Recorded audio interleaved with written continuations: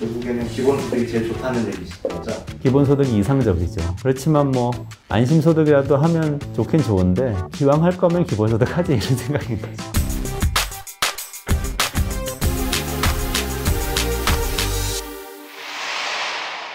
기본소득 외에도 전국민 고용보험 또는 안심소득 이런 얘기가 나오고 있는데 기본소득을 포함해서 세 가지를 좀 비교해 주십니다.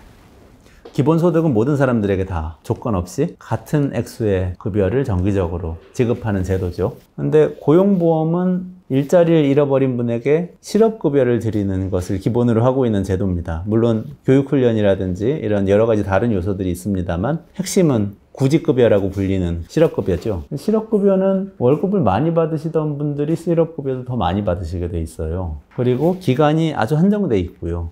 이건 왜 그러냐? 이거 부정의하지 않냐? 이렇게 생각할 수가 있거든요.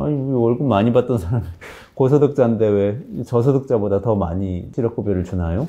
질문이 있을 수 있을 텐데 그거는 이 제도의 목적 때문에 그래요. 고용보험제도의 목적은 고용을 촉진하는 겁니다. 사람들이 일하고 싶게 만들어 드려야 돼요. 그리고 일을 한다면 돈을 더 많이 버는 고소득 일자리로 옮기려는 유인책이 될 수 있어야 되거든요. 이거 고용과 관련된 제도이기 때문에 물론 위험할 때 떠받쳐주는 기능도 하지만 떠받쳐주는 것도 다시 가서 일자리를 찾도록 만들기 위해서 떠받쳐 드리는 거예요. 이렇게 일자리를 얻는데 인센티브와 도움을 드리기 위한 제도가 고용보험 제도고, 기본소득 제도는 목적 자체가 원래 모든 사람에게 똑같이 생계를 보장하기 위한 제도죠. 목적이 다르기 때문에 이 두 가지는 사실은 둘 중에 하나를 선택할 수 있는 문제는 아닙니다. 대부분의 국가에서 이 두 개는 별도로 생각하고 논의를 하고요. 전문가들도 고용은 고용이고 기본소득은 기본소득이다 라고 이야기하는 것이 이제 보통이죠. 그런데 여기서 전국민이란 세 글자에 이게 좀 트릭이 있어요. 고용보험은 고용 촉진을 하기 위한 제도라고 했잖아요. 근데 전국민이 다 고용되어 있는 건 아니지 않습니까? 전국민이 취업자도 아니고 전국민이 취업을 하려는 사람들도 아니란 말이죠. 어르신들도 계시고 아동들도 있고 또 전업주부들도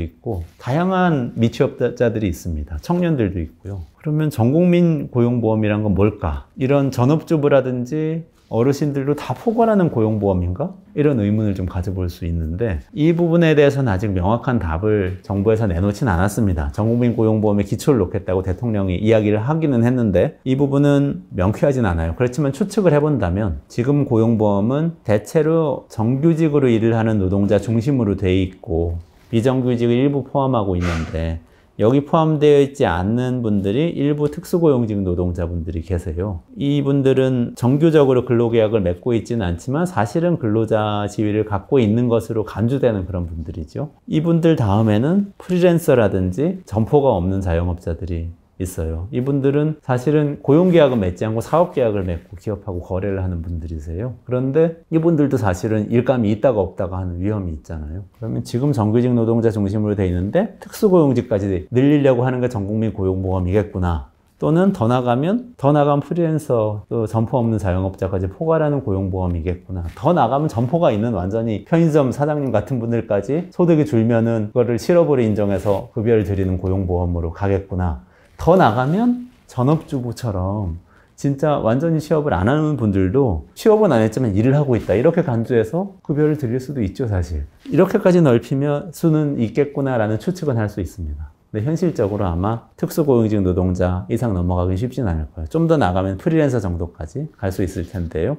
여기까지 가면 기본소득하고는 겹칠 수가 없습니다. 왜냐하면 노동자를 보호하고 고용을 촉진하기 위한 대책이 되기 때문에 그렇고요. 근데 만약에 자영업자, 전업주부까지 포괄을 해서 그분들한테도 급여를 다 지급하는 고용보험이라고 하면 그건 고용보험이라는 개념하고는 좀 달라지는 겁니다. 그때는 기본소득제와 비슷한데 고용을 촉진하는 기본소득제가 되는 거예요. 고용된 사람들은 더 혜택을 주고 고용 안 된 사람은 혜택을 덜 주는 기본소득제 비슷한 급여제도 이렇게 생각을 하시면 될 것 같아요. 그러면 이 제도는 기본소득제는 모든 사람에게 똑같이 주는 것과 달리 좀 일을 많이 하는 분들에게 더 정부가 보조를 해주는 그런 식의 고용촉진 제도가 되죠. 설명을 잘한 건가 모르겠어요. 이해가 되세요? 그러니까 한마디로 얘기하면 고용보험은 어떻게 하더라도 가서 일을 더 많이 해서 일을 잘하고 돈을 더 많이 버는 사람들한테 더 도움을 주는 제도예요. 그렇게 전 국민까지 가도 그렇게 되는 거고 기본소득제는 일을 하든 안 하든 상관없이 똑같이 주자 이런 제도이기 때문에 둘 사이에 철학적 차이가 있죠.